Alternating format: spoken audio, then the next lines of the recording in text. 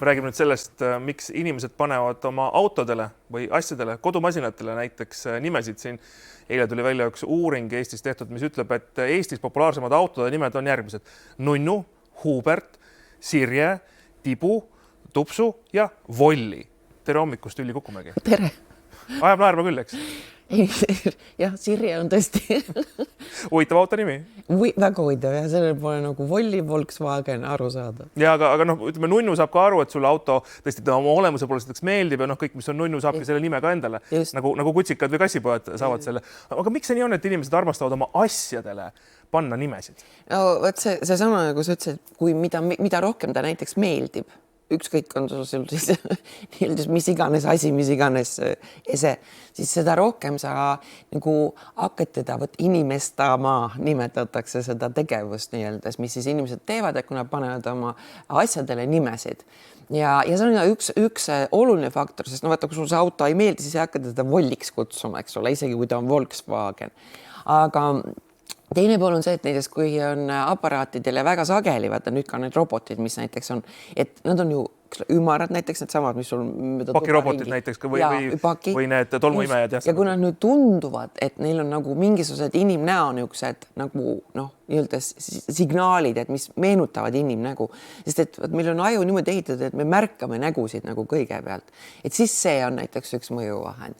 Siis on näiteks sama laevadele, miks pannakse tavaliselt naiste nimesid, ongi, et nüüd tema on siis see, mis on nagu sinu kaitsja, eks ju.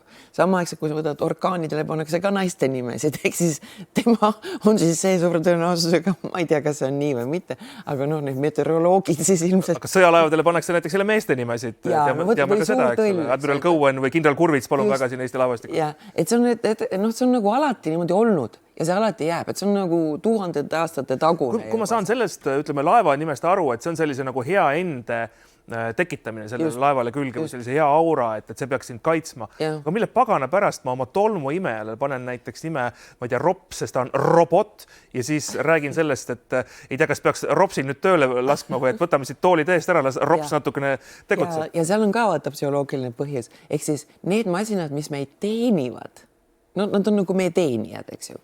Ehk siis nad teevad ära tööd meie eest. Võt nendele ka pannakse nimetusi, nagu inimestatakse. Ja seal ongi, näiteks, mul oli aknapesumasin, eks ju, nii. Ma ei hakka ütlema ju mingi Win Robot Pro 1, eks ju, lihtsalt ma öelda, et paneme Winni tööle või mitte.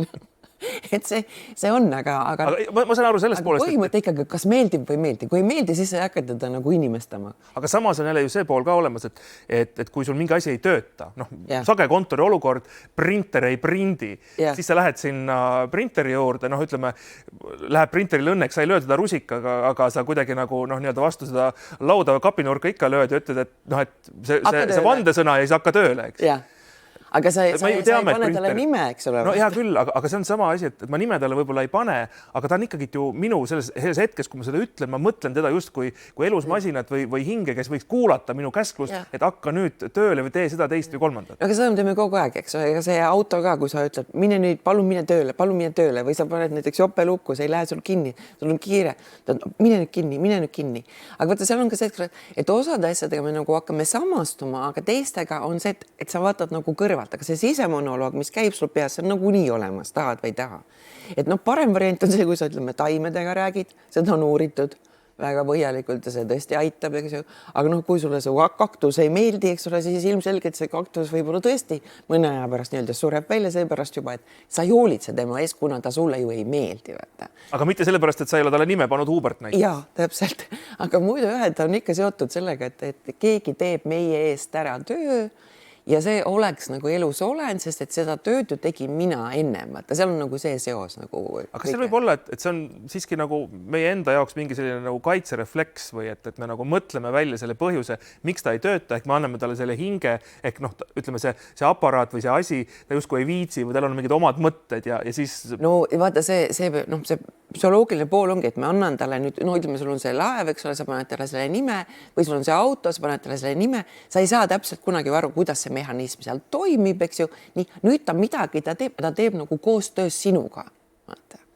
et ongi, et sellepärast ongi, me nagu inimestame, et seal Nicolas Epley on selle kohta pikad raamatud kirjutanud ja seda asja hästi palju nagu uurinud, aga see on ju läbi sajandite olnud ja seal on nagu erinevad põhjused ka, kuidas ütleme, mingisugused nimetused, mida me kasutame, me ei panegi tähele, me ei tea, kuidas, sest et väga ütleme, tunduvalt harvemini on näiteks need asjad saanud nimetuse nende loojate järgi.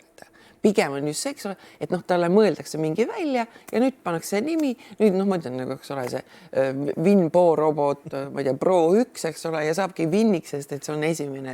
Aga seda on ka lihtsam välja öelda, kui mingit täispikka nimetust Pro 734X368, eks ole. Ja see, et ega see ei viita muuseas ebanormaalsusele. Vaat sinna ma tahtsingi jõuda, et kui lõpuks on inimene kodus ja talle kõik esemed on nimetud alates diivanitest ja toolidest juba ka, et kas siis võiks pöörduda spetsialisti poole? Kui juba nii laiaks läheb see, siis küll, aga näiteks kui sa võtad, et nagu siin on see cello, eks, et väga sageli vaata muusika, tal on ka oma selle cellole on nimetus, sest et see on nagu osa temast, kui ta käib sellega mängimas. Et küsimus ongi seal ikkagi põhiliselt, kas sulle ta meeldib, kas ta on sulle nii-öelda kasulik, sest meile meeldivad need asjad, mis on kas siis meie sarnased või meile kasulikud, toovad meile rõõmu, lihtsustavad meie elu ja võtta, see ongi, et sellele sa paned nime, teisele sa ei pane. Ühe auto sa müüd maha niimoodi, et sul ei ole kahju, sest et tea, et lahti said ja teisega on pisara silmas, kui müüd, sest et nagu osa sinust läheks, ütleks mina. No ma ei tea, kui tal veel nimeks on Sirje, võib-olla asi on veel hullem siis. Aga kas see tähendab seda, et ütleme, et võib-olla see nimi alguses pannakse nalja pärast, et ikka peab ju tegema mingid sellise nii-öelda ristsed, ütleme auto puhul näiteks. Selline komme on mõnel inimesel olemas. Paneme siis nimeks talle Sirje näiteks, sellele autokese, mis on ostatud. Võib-olla ilus punane näeb välja ja mingid assotsiatsioonid veel seal nagu inimesel kuidagi tekivad. Või on ta ostetud Sirjele? Vaata, seda sa ka ei tea. No jah, ütleme, aga Sirje sõidab Sirjega, kõlab ka võib-olla imelikult. Ära täna mine Matiga, mine täna Sirjega. Just. Et kas see tähendab seda, et lõppkokkuvõttes, kui me oleme võib-olla natuke naljaga või sellise mingi traditsiooni toel selle nime pannud, et me lõpuks hakkame sellesse asjasse ka ise paremini suhtuma? Kindlasti, sest et sa hoolitsed ju vaata nende asjadest, mis sulle meeldib ja mis on sulle olulised tunduvalt nagu suurema tähelepanuga. Et see on, kusjuures, ega ma arvan, et see ei ole nagu isegi mitte kõikide inimeste puhul, vaid pigem, ütleme, kui see robot sul teeb selle töö ära seal, eks ju, siis sa nagu tunned tänulikkust ju selle üle, selles mõttes, et tubli töö.